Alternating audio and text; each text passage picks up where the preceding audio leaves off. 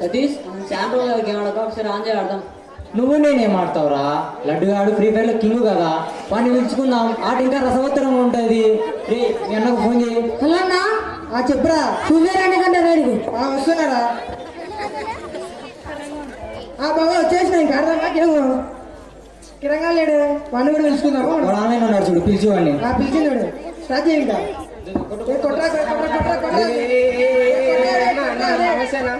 నమస్తే వేసి కూర్చో, గేమ్ ఆడదాం. ఎప్పుడు గేమ్ లేనారా? నిన్న మామూలు ఒక సినిమా రిలీజ్ అయింది తెలుసా? చూసినాంలే, మీ బాంది మా వాడి బర్త్డే వస్తుంది. మేము ట్యాంక్ మీద నుంచి కిందికి పెద్ద బ్యానర్ వేస్తున్నాం. 12 గంటలకు వెళ్తే 1 దాకా టప్ప టప్ప టప్ప మనీ వెళ్తాయి. అది మా వాడి రేంజ్ అంటే.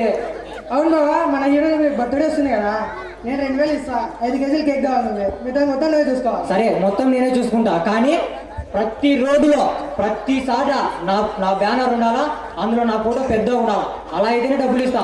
లేదంటే 1 రూపాయి కూడా ఇవ్వను.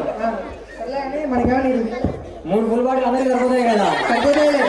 ప్రతి సంవత్సరం కామన్ కదా అది. సెలబ్రేట్ చెప్పరు.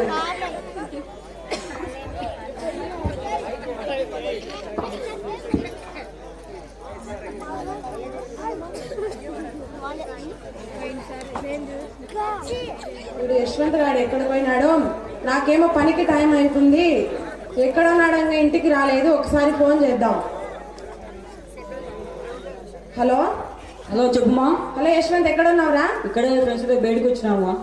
ఎప్పుడో ఫ్రెండ్స్ తో బయట బజార్లో కూర్చొని వ్యవహారాలు చేయడమేనా? ఇంట్లో ఏం పని లేదా? తొందరగా రా ఇంటికి. సర్లే వస్తున్నాలే. చెప్పుమా, ఏంటి చెప్పు, నీ బాధ ఎప్పుడు చెప్పు. నా చెప్పు అంటావు. బయట నీతోటి చదివిన పిల్లలు చూడు, గవర్నమెంట్ జాబులు తెచ్చుకొని ఎలా బ్రతుకుతున్నారు. నువ్వేమి ఎప్పుడు నన్ను కష్టపడి బ్రతుకుతావు. నువ్వు కష్టపడి బ్రతికింది లేదా? దేవుణ్ణి నమ్ముకోరా. దేవుణ్ణి నమ్ముకొని నీ జీవితాన్ని బాగు చేసుకో. మా ఇంకోసారి నేను దేవుని చెప్తే ఇంట్లోకే రావసు. అలా అనకూడదురా. మనకు బయట వాళ్ళని చూసి నేర్చుకోకూడదు. మన కోసం ప్రాణం పెట్టే దేవుడిని చూసి నేర్చుకోవాలి. దేవుడిని నమ్ముకున్నది ఒక్కదనో బాగున్నారో బయట చూసి. బయట వాళ్ళని చూసి ఏం నేర్చుకుంటావు? మన కోసం ప్రాణం పెట్టే యేసయ్యని గురించి తెలుసుకో. అదంతా కావమ్మా, నీ పడద నీది, నా పడిన అది అంతే. అయ్యో ప్రభువా, వీన్ని ఎలాగయ్యా నేను మార్చుకునేది? రే సతీ, మా నాన్న పిలుస్తున్నా, నేను వెళ్తున్నా. ఏంటి నాన్న ఎప్పుడు ఏందో చెప్పు. మేము ఫుల్ సర్జరం ఉందిరా. నా దగ్గర చూస్తే డబ్బులు లేవు. నీ దగ్గర డబ్బులు ఉంటే వెళ్ళి ట్యాబ్లెట్ దాకా పోయి. నా దగ్గర 1 రూపాయి లేదు. నువ్వే ఎవరన్నా బయట అడిగి చూసుకో. ఏందిరా అట్టావు? ఎవడో ముక్కు తెలియని కోసం వేలు ఖర్చు పెడతావు. సొంత తల్లి కోసం ట్యాబ్లెట్ తీసుకురావడానికి డబ్బులు లేదా? నేను ఎవరి కోసమైనా ఖర్చు పెట్టుకుంటా. మీకెందుకు? నన్ను పోషించాలనుకుంటే పోషించండి, లేదంటే నన్ను వదిలేయండి. నేను బయటికి వెళ్ళి బతుకుతా. నువ్వు చెడు చిరుగులు తిరిగి చెడు అలవాటు నేర్చుకొని నాశనం అయిపోయినావురా. ఇలాంటి కొడుకు నాకు పుట్టకపోయినా బాగుండేదిరా. నేను చెడు అలవాట్లకి ఏం బానిస కాలేదు. నేను ఎలా ఉన్నానో నాకు తెలుసు. చీఫ్ ఎప్పుడు ఇలా మాట్లాడతా, వెళ్ళిపో. అయ్యో, నేను నిన్ను అంగీకరించాను, నా భార్య నిన్ను అంగీకరించింది. నా కొడుకు మాత్రం మారడం లేదు. ప్రభువా, వీటిని నువ్వే మార్చాలి.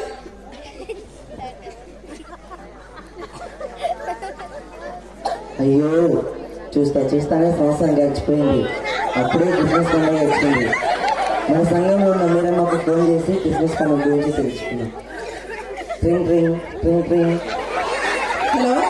హలో మీరమ్మ, వందనాలమ్మా. వందనాలు అయ్య గారు. బాగున్నారమ్మా? బాగున్నాం అయ్య గారు. మీరు బాగున్నారా అయ్య గారు? అవునమ్మా. ఏం లేదమ్మా, క్రిస్మస్ పండుగ వస్తుంది కదా, అవునయ్య గారు. దాని గురించి మాట్లాడదామని సంఘం దగ్గరికి పిలిపించానమ్మా. మన సంఘం వాళ్ళని పిలుచుకొని రండి.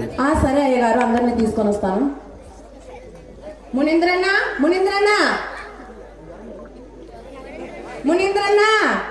మా చెప్పమ్మా.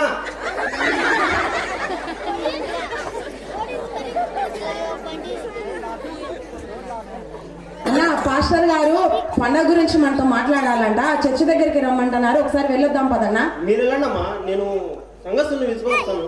అలాగే. వందనాలమ్మా. వందనాలు అయ్య గారు. బాగున్నారు కదా? బాగున్నామయ్య. ఏం లేదమ్మా, క్రిస్మస్ పండుగ వస్తుంది కదా, దాని గురించి మాట్లాడదామని ఇక్కడ పిలిపించాను. మీ కుటుంబాలను దర్శించి ప్రార్థన చేయాలనుకుంటున్నాను. ముందుగా మీ కుటుంబ సమస్యలు ఏమైనా ఉంటే నాతో చెప్తే వాటిని నా ప్రార్థనలో ప్రార్థన చేస్తాను. అయ్యగారు, నాకున్నది ఒకే ఒక కొడుకు అయ్యారు. వాడిని ఎంతో గారాభంగా చూసుకున్నాను. అయినా వాడు నా మాట వినకుండా ఈ లోకానుసారంగా చెడు సహవాసాలు చేస్తూ ఈ వయసులోనే మందుకు బానిసయ్యి ఎప్పుడు సెల్లులలో గేములు ఆడుతూ దేవుని నమ్మకుండా దేవునికి దగ్గరగా ఉండకుండా నాశనం అయిపోతున్నాడు అయ్యగారు. వాని గురించి కొంచెం ప్రార్థన చేయండి అయ్యగారు. అమ్మ మేరీ, నువ్వు ఈ మందిరానికి రావడం ఎన్ని సంవత్సరాలు అవుతుందమ్మా? అయ్యగారు, నేను రక్షణ పొంది 15 సంవత్సరాలు అయింది అయ్యగారు. అమ్మా, నువ్వు మారి 10 సంవత్సరాలు అవుతుంది అంటున్నావు. ప్రతి ఆదివారం ప్రార్థన చేస్తున్నావు. నా కొడుకు మారాలి మారాలి అంటున్నావు. ప్రతిసారి ప్రార్థన చేస్తున్నావే, కనీసము వాడికి దేవుని గురించి చెప్పినావా? యేసుక్రీస్తు మరణం గురించి వాడికి చెప్పినావా? అమ్మా, ఒకటి గుర్తుపెట్టుకో, నీ బాధ్యతగా నువ్వు ప్రార్థన చేస్తున్నావు, అంతేకాని వాడికి దేవుడి గురించి చెప్పాలి. వారిని సంఘానికి పిలుచుకొచ్చే బాధ్యత మనది. ఎక్కడ అయ్యగారు? వాడి ఇంట్లో ఉంటే కదా నేను చెప్పనీకి. ఎలా వింటారమ్మా? ఎప్పుడో తాను వచ్చినప్పుడు గొడవ పెట్టుకొని నా కొడుకు మారాలి మారాలి అంటే ఎలా మారుతారు? నువ్వు మారాలనుకుంటున్నది ఆ చెడు వ్యసనాలను మాన్పించాలనుకుంటున్నావు, అంతేకాని వారిని దేవుని సన్నిధికి పిలుచుకొని రావాలనుకోవడం లేదు. క్షమించండి అయ్యగారు, నా కొడుకుకు దేవుని గురించి పరిచయం చేయలేకపోయాను. వందనాలయ్యా. వందనాలయ్యా. నా కొడుకు ఎంత చెప్పినా నా మాట వినడం లేదు. వేరు వేరు ఖర్చు పెడుతున్నాడు కానీ కొంతమంది టాబ్లెట్ ఇస్తున్నాడు, డబ్బులు లేవంటున్నాడు. వాడి గురించి జ్ఞాపకం తెచ్చుకోదయ్యా. సరే అయ్యా. మన అందరం నా భర్త మారాలి, నా కొడుకు మారాలి, నా కూతురు మారాలి అదే ఆలోచిస్తున్నారే. కనీసం వారికి దేవుని గురించి, ఆయన ప్రేమ గురించి కానీ ఆయన మరణం గురించి కానీ చెప్పారా? మీరు అందరూ ఇక్కడ ఉన్న వాళ్ళు ఒకసారి ఆలోచించండి. మీరు వారికి ఎందుకు చెప్పలేకపోతున్నారు? కనీసం నా సన్నిధిలో చెప్తున్న 4 మాటలైనా మీ భర్తకు చెప్తే మారు మనసు పొందుతారు కదా. మీరు మారు మనసు పొంది పరలోకం వెళ్తున్నారే, ఒకవేళ మీ భర్త, మీ కూతురు, మీ కొడుకు పరలోకంలో లేకపోతే వారికి అసలు ఏమని సమాధానం చెప్తావు?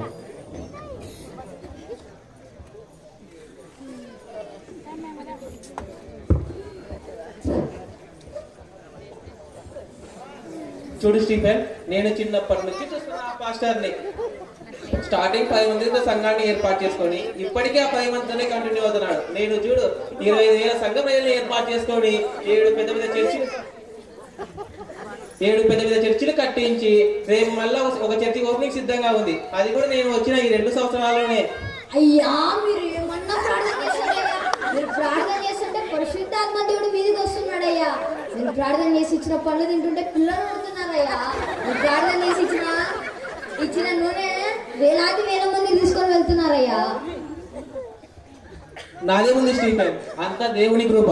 నేను స్వస్థత వరంతో పుట్టిన కాబట్టే ఇన్ని అద్భుతాలు జరుగుతున్నాయి. సర్లే కానీ మనకి ఈ మధ్య కానుకలు, స్పాన్సర్స్ చాలా తగ్గిపోయారు. అయ్యా, వాక్యం చెప్పేటప్పుడు ఇలా చెప్పండి ఏంటంటే మనం దేవునికి ఇవ్వకుంటే దేవుడు మనకి ఇవ్వడని. అప్పుడు ప్రజలు ఉరుకుతొచ్చేస్తారయ్యా. సరే స్టీఫెన్, నెక్స్ట్ వాక్యం చెప్దాం, ప్రార్థన చేద్దాం. అక్క యశ్వంత్ సతీష్ అక్కడ థియేటర్ దగ్గర బ్యానర్ కడతా కరెంట్ తగిలి కింద ఉన్నారు. హాస్పిటల్లో చేసాం, సీరియస్ అండి. అబ్బా, నేను చెప్పిన మాట విననే వినడు. నేను టీవీకి తెచ్చుకున్నాడు. ఇప్పుడు ఎవరు కూడా అసలు నేను హాస్పిటల్ దగ్గరికి వెళ్తున్నాను, మీరు నిదానం రండి. అయ్యారు, మీరు బాధపడద్దు, మీ కొడుకు ఆ దేవుడు బాగుపరుస్తాడు.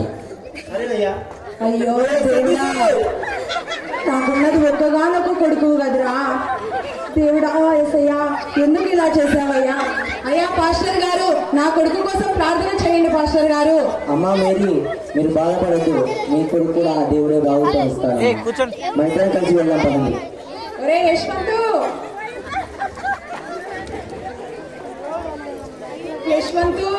ఓరే యశ్వంతు, నీకేమైతే నాకు దిక్కేవర్రా? ఒక్కగానొక్క కొడుకు అల్లారు ముద్దుగా పెంచుకున్నాను. నా మాట వినకుండా ఎప్పుడు ఫ్రెండ్స్ తో ఉండి ఇలా చేసుకున్నావు చూడా.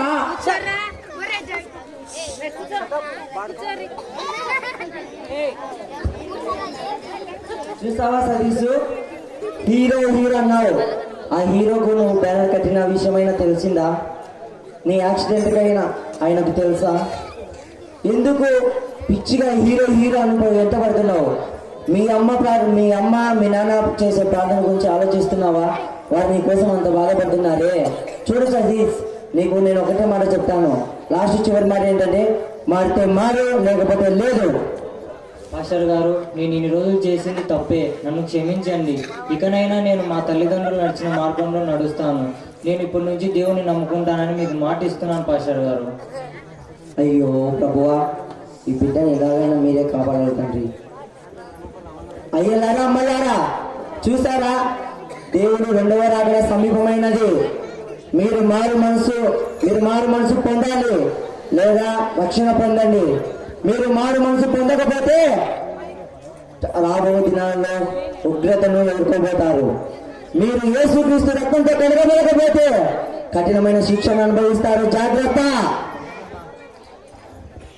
మార్పు చెందవా, నీవు మార్పు చెందవా.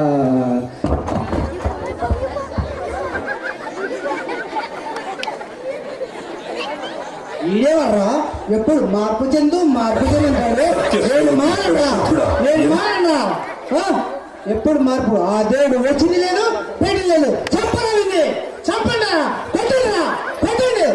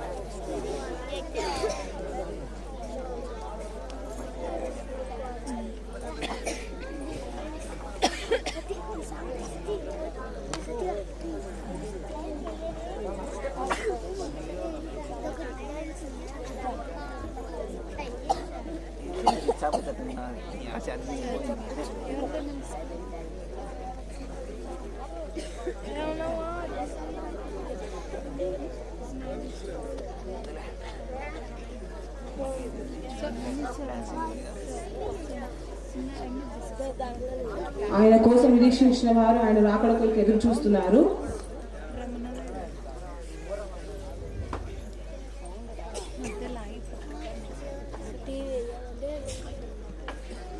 రా ప్రభురా, ఈ పాటలో దేవుడు భూమి మీదకి వచ్చినప్పుడు ఎలా ఉంటుంది అనేది ఈ పాట మనం చూస్తాం. ప్రతి ఒక్కరు నిద్ర మేలుకొని మరి ఈ పాట చూడండి అందరు. సెల్లి ఛార్జింగ్ అయిపోతుంది.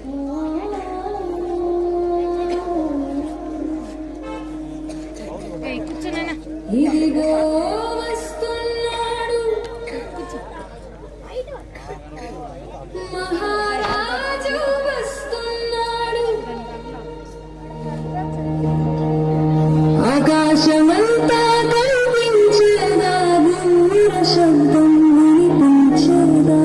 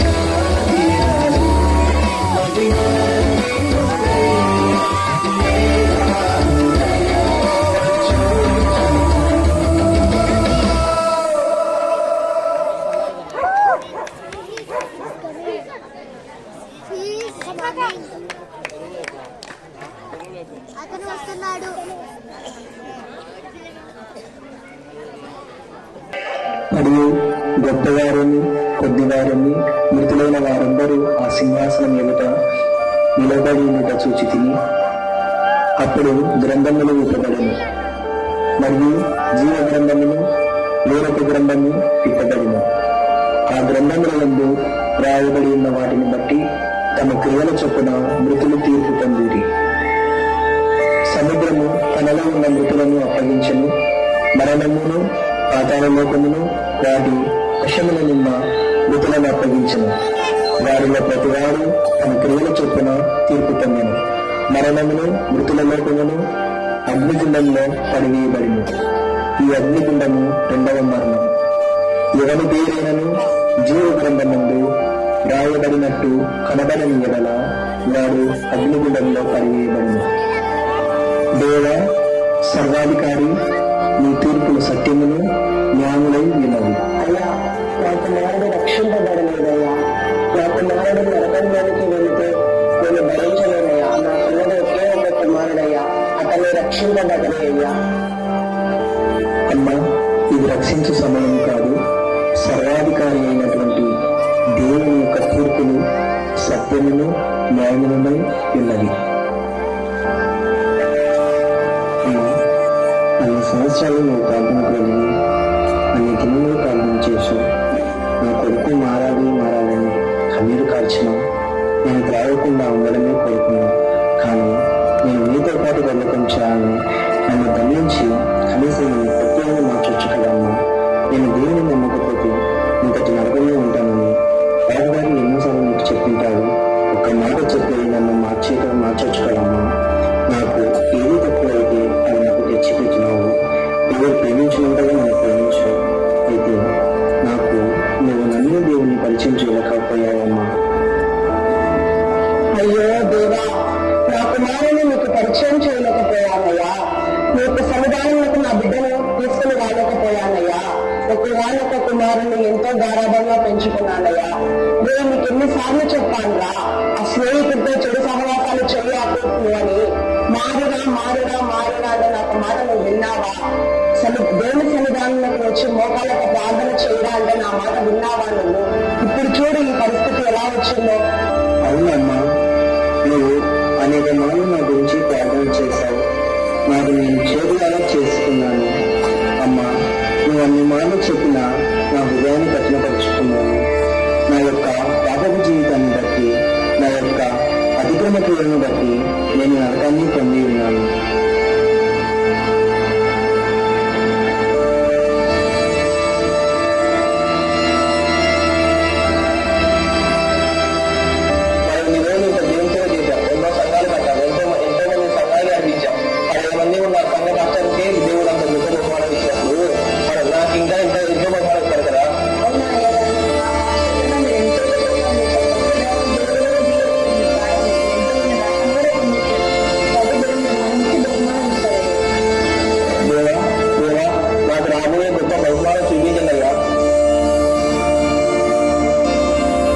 ప్రభువా అని పిలిచేవాడు ప్రతివాడు నా రాజ్యం చేరడు.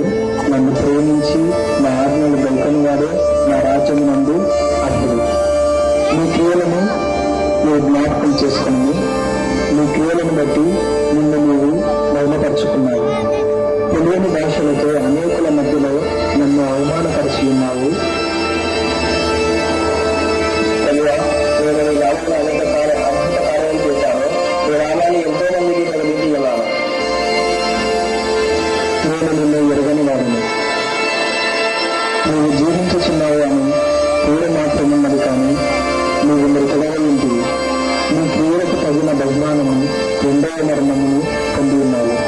నా నామమును అనేకుల మధ్యలో అవమానపరిచి ఉన్నావు, కానీ నా నామమును ఎంత మాత్రమే నువ్వు మహిమపరచలేదు. నీ యొక్క భాషల చేతను నీ యొక్క సొంత లాభము కొరకును నీవు పనిచేసి ఉన్నావు తప్ప నా యొక్క నామాన్ని నువ్వు మహిమపరచలేదు. అందు నిమిత్తము నువ్వు రెండవ మరణములకు పాత్రుడవై ఉన్నావు. అయ్యా, మీరు ఒక్కసారి కూడా మాకు దేవుని గురించి తెలియజేయలేదు. అనేకులకు దేవుని నామాన్ని ప్రకటించాము, కానీ మాకు ఎప్పుడూ చెప్పలేదు. మేము దేవుని కలగని వారు. మాకు పరలోక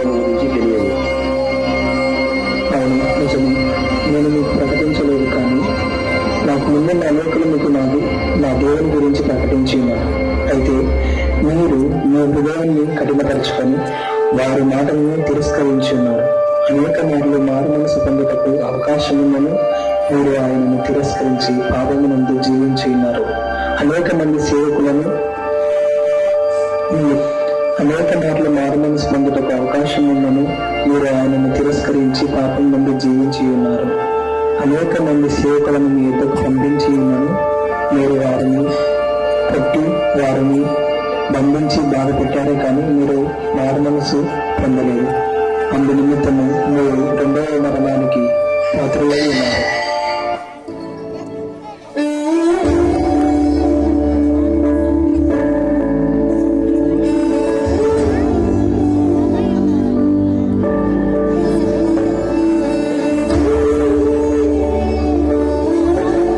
మనకు అనేక విధాలుగా హెచ్చరించుతూ వాక్యంగా నడిపిస్తున్నటువంటి సేవకులు వీళ్ళందరూ. కానీ ఎంతగా